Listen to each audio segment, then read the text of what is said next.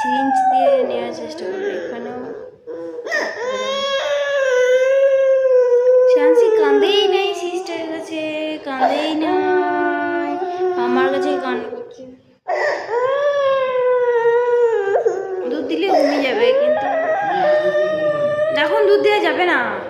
জলটা খুব কষ্ট করে বললো 1 চামচ খাওয়াও।